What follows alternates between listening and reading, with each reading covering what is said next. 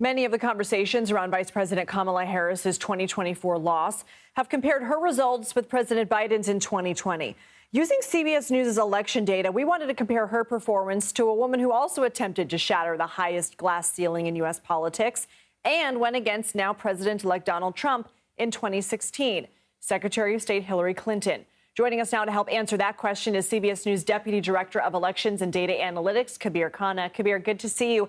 How did these two women compare when it comes to certain key voting groups? So the first thing I just want to start with is that there's still a sizable gender gap when it comes to American elections. Let's take a look at that using the latest CBS News exit polling data.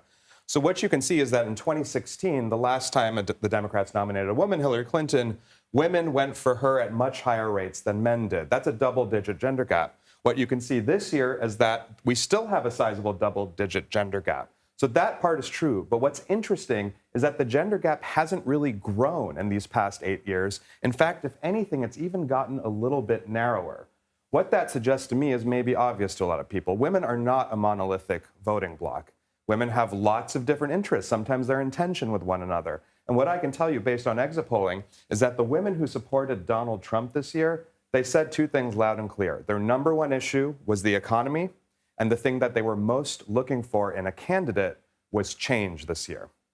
There's one other demographic shift that I think is interesting, and I want to point it out. Let's look at Latino voters.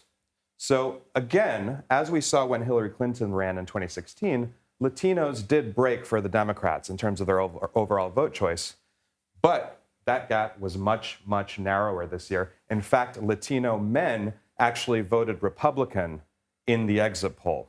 So what that really amounts to is that there were shifts across the country, but those shifts rightward were more pronounced among voters of color, Lindsay. What are some comparisons you can draw between the 2016 electoral map and the 2024 electoral map? So let's look at those maps. So this map should look familiar if you paid attention to what happened in 2016. It's almost the exact same winning map Donald Trump had that year. He's on track to win all the states he won in 2016, as well as pick up Nevada, which we currently have as leaning Republican.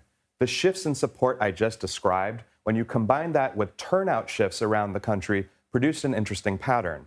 There was certainly a slight shift to the right across the country, but that was even bigger in less competitive states. It means places like New Jersey, New York, California actually shifted to the right while Democrats still held them. Of course, the battleground states all shifted just enough for Donald Trump to be on track to sweep all seven.